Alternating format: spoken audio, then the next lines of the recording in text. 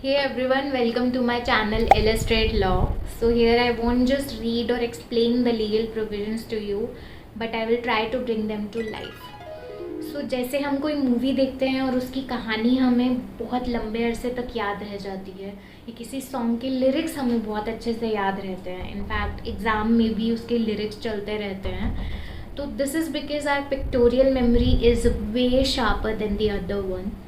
So, just like that, I will transform the legal provisions into a memorable story via illustrations and GIFs, and you will feel like as if you are watching a movie. And by the end of this video, you'll remember each and every legal provision as you remember a film's plot. So, I'll be focusing more on the new criminal laws, BNS, BNSS, and BSA, that are Bharatiya Nyaya Sanhita, भारतीय नागरिक सुरक्षा संहिता, भारतीय साक्ष्य अधिनियम. And in order to do that, I'll explain the old provisions first, then the new one, so that you learn like what is the difference between the old and the new and reasons behind this change. Another quick note for all of you, to make sure every old as well as new provision is super clear for everyone, I speak at slightly slower speed. So if you are a fast learner and want to speed things up, feel free to watch the video at 1.5 times speed. And let's just dive into the video. So, ever wondered how much freedom you really have to speak your mind in India? Like, can you criticize the government or are there limits to it? It's a super important question, right? For a long time, India had this old controversial law called sedition, IPC section 124A. It sounded scary, and frankly, it often was scary. But get this, with our brand new law, the BNS, Bharatiya Nyaya Sanhita, that old sedition word is completely gone, vanished. But wait, a new rule has popped up, Act Endangering Sovereignty, Unity and Integrity of India. That is BNS section 152. So, is it truly gone, or did they just give it a fancy new name? Are we more free now, or just playing a new legal game? Let's untangle this tricky but super important topic step by step to make sure you know exactly where you stand. Alright, let's rewind and look at the old rule, IPC section 124A, often called sedition. Imagine this rule like a very old, dusty book from a long time ago. What did it actually say? What section 124A IPC stated is that you can see on the screen. Let's break down the exact words of this provision piece by piece so it is super clear to you. Using words either spoken or written or by signs or by visible representation or otherwise. This means how you committed the offense. It was super broad. Think of it like a megaphone or protest sign or a newspaper article or even a drawing. The old law could catch pretty much any way you expressed yourself. For example, posting a critical cartoon in a newspaper or shouting slogans at a protest, this could be covered under the given provision. Next. Brings or attempts to bring into hatred or contempt or excites or attempts to excite disaffection. This covers the what part, the forbidden feeling. Hate or disrespect. Pretty straightforward, right? Like openly showing you despise the government. Disaffection. This was the tricky one. Disaffection basically meant a lack of loyalty, a feeling of enmity towards the government. The Supreme Court later said this word only applied if your words actually incited violence or public disorder. But before that, and sometimes even after, simply making people feel less affectionate even without any violence could land you in trouble. Imagine your friend saying, I just don't feel good about what the government is doing. Under the broad interpretation, even that mild feeling could be a problem. Why it was a problem?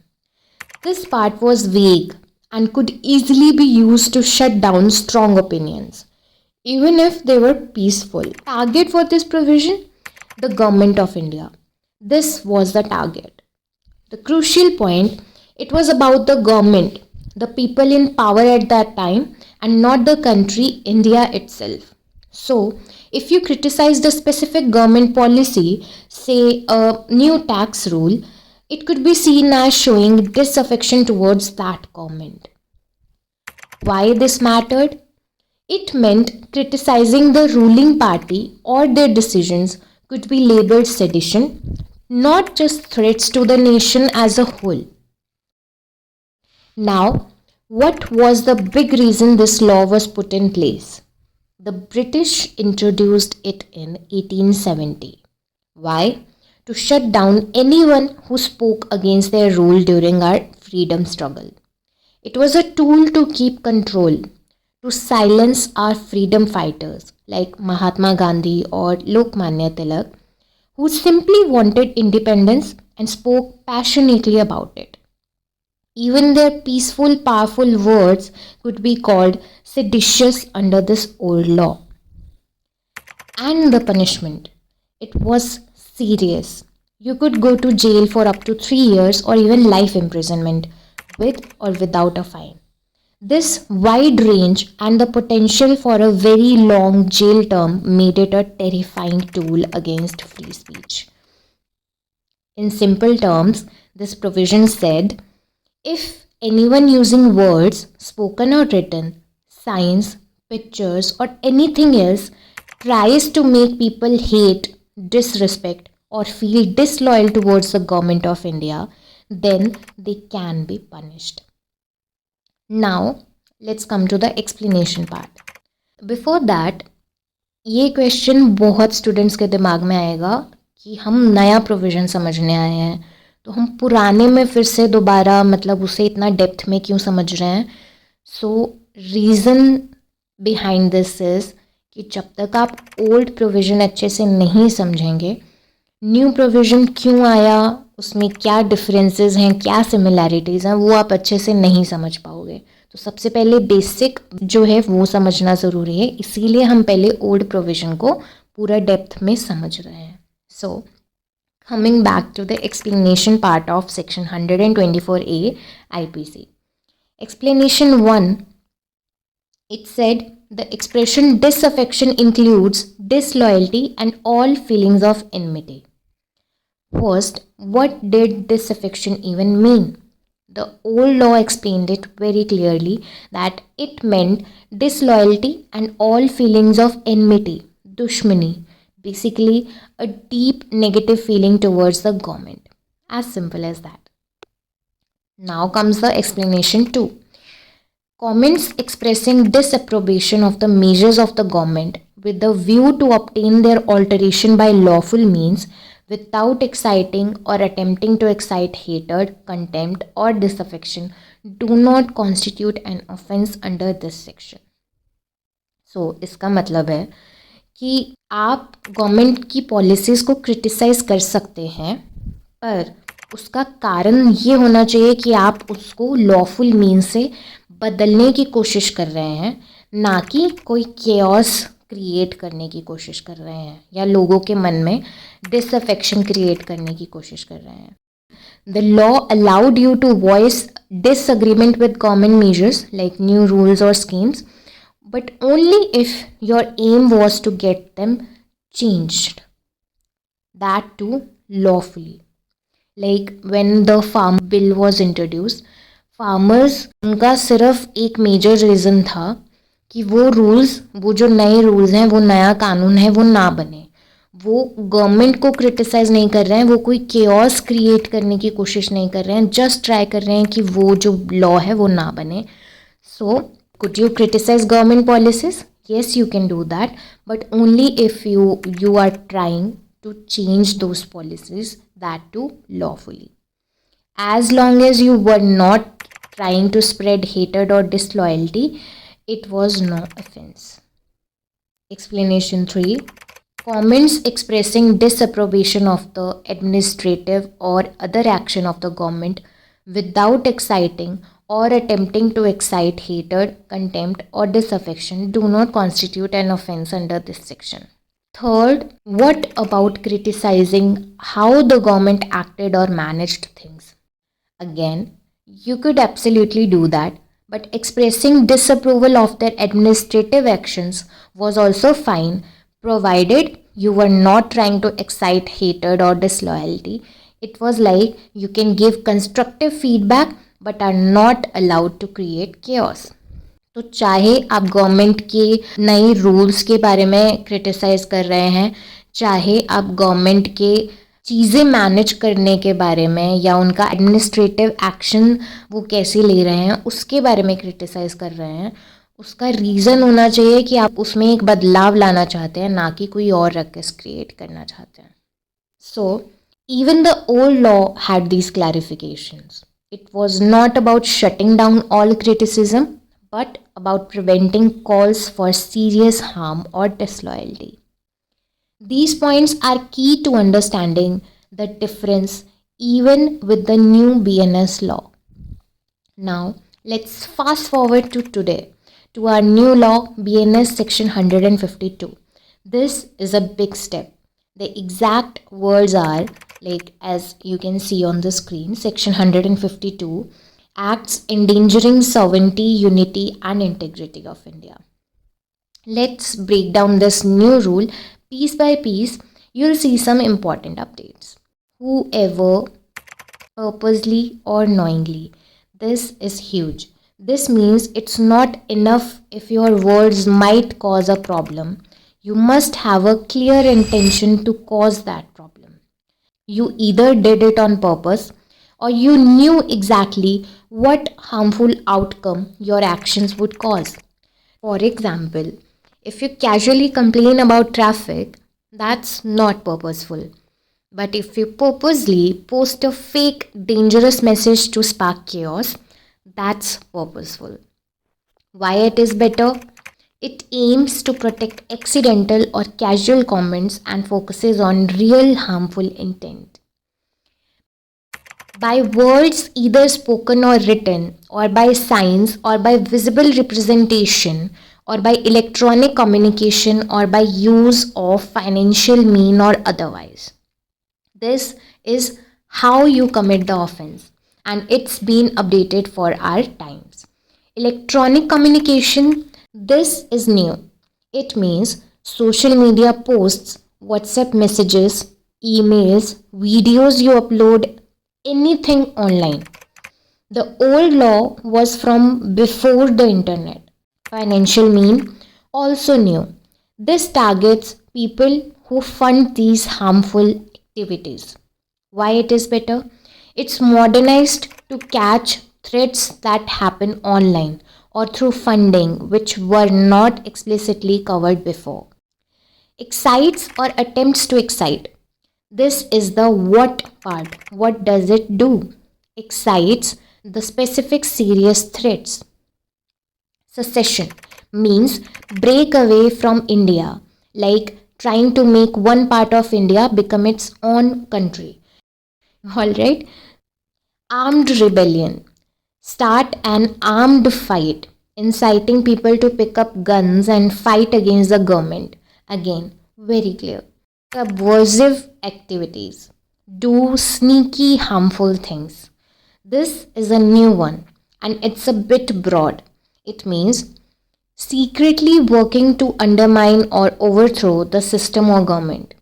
Think of hidden plots that don't involve direct violence but still aim to disrupt. Still a tricky spot. This part could still be debated in courts as sneaky, harmful things. Is not super specific. It's the new disaffection to watch out for. Now, separatist activities. Separatist word separate से बना है. It means encourage others to separate, promoting ideas that divide the country. Now coming back to the provision, endangers sovereignty or unity and integrity of India, or indulges in or commits any such act. It means it put India's togetherness, unity, or existence in danger. This is the core. It's about protecting the entire nation, its map, its people, its identity, not just the government of the day. Why it is better? It shifts the focus from just criticizing the government to actively threatening the country's very being. And the punishment for BNS section 152, it's even tougher. You can go to jail for life or for at least 7 years, and you must also pay a fine. Notice the big change. No more just getting a fine or a short jail term. If you are found guilty, you are definitely going to jail for a significant period and paying a fine. This shows how seriously the new law views these specific threats to our nation. In simple words, if anyone purposely or knowingly using words spoken or written, signs, pictures, electronic messages, or money tries to make people break away from India, start an armed fight, do sneaky harmful things, encourage others to separate, or put India's togetherness, unity, or existence in danger, they will be punished.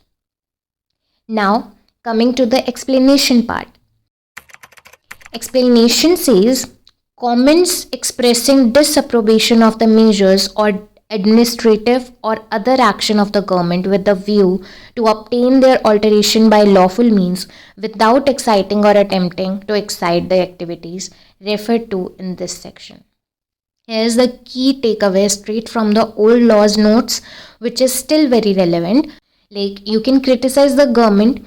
The law specifically said you can express disapproval to seek changes as long as you do it peacefully and legally without inciting violence or serious harm to the nation.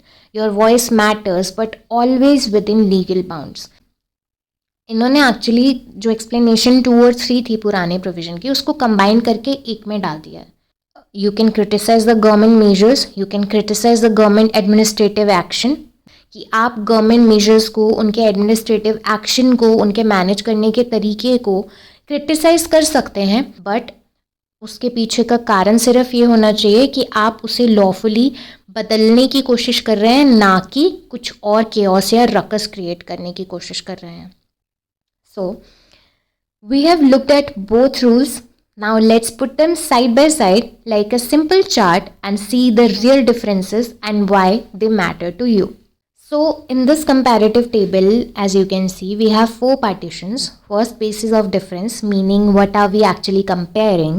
Then old IPC 124A sedition, new BNS 15270 Act, and the big difference between the both and why the new provision was introduced. The reason behind it. Raw 1, it's name क्या है दोनों provisions के under. Under IPC 124A it is sedition, and under BNS 152 it is called act endangering sovereignty, unity, integrity. Difference between the both is old colonial word, that is sedition, it is gone, completely removed. And why this change? We are moving away from British era laws. Second, it talks about your intent. Under IPC, vague could be assumed, and under BNS, must be purposely or knowingly. Difference between the both is higher bar for proving your bad intent, and reason protects accidental words, focuses on real threats. क्योंकि पहले अगर किसी ने accidentally भी गलती से भी कुछ वैसा बोल दिया है तो वो इस एक्ट के अंडर ऑफेंस कहलाया जा सकता था, बट अब उन्होंने ये वर्ड्स ऐड कर दिए हैं कि अगर उसने पर्पसली किया है या उसे पता है कि वो ये बोलेगा तो वो मुसीबत में फंस सकता है और फिर भी उसने वो बोला तो ही वो ऑफेंस कहलाया जाएगा. Then third, how you do it. Words, signs, pictures. This was under IPC, our old provision. The new provision talks about same, plus it added 2 new words, online communication and financial means. Difference between the two is updated for a digital world. And why? Catches online threats and funding, not just physical acts. Fourth, the target. Under old provision, the target was government in power. But under new provision, the target is the nation, India itself. Difference between the two is focus shifts from politics to country survival. Reason? Allows you to criticize leaders without being called a threat to India. Fifth, what's forbidden? Like making people disloyal. It was very vague under IPC, but under BNS, breaking away, armed fight, sneaky harmful things, separatist talk, endangering India. Difference between the two is BNS had made it very specific, like what serious threats to the country. Why? Clearer rules, but sneaky harmful things is a little bit vague still. Sixth, punishment. Under IPC could be 3 years or life, but under BNS minimum 7 years and always a fine. Difference between the two is like BNS had made it much tougher. Like minimum punishment ही बढ़ा के 7 years की, कम से कम 7 साल की सज़ा तो होगी ही होगी और फाइन भी देना ही पड़ेगा. Reason shows how serious these offenses are now. So to conclude, the new BNS law wants to protect India as a whole, its map, its unity and its very existence from serious intentional threats. इसका मकसद आपको government की policies को criticise करने से रोकना नहीं, बल्कि देश के फैब्रिक पर एक्चुअल अटैक्स को रोकना है. लेकिन याद रहे, subversive activities, sneaky harmful things जैसे शब्दों को अभी भी कोर्ट्स को क्लियर डेफिनेशंस देनी होंगी और ध्यान रखना होगा कि इनका यूज़ कैसे होता है. I hope it is crystal clear now. Whether you are studying for your exams or just want to be an informed citizen, I am here to make law more fun and understandable. If this breakdown helped you see things more clearly, please give this video a big thumbs up. It really helps us out. Hit that subscribe button for more easy legal explanations just like this. And here's your task. Tell me in the comments below, what other old versus new law comparison do you want to see next? Your ideas make these videos happen. So, bye bye. See you in the next video.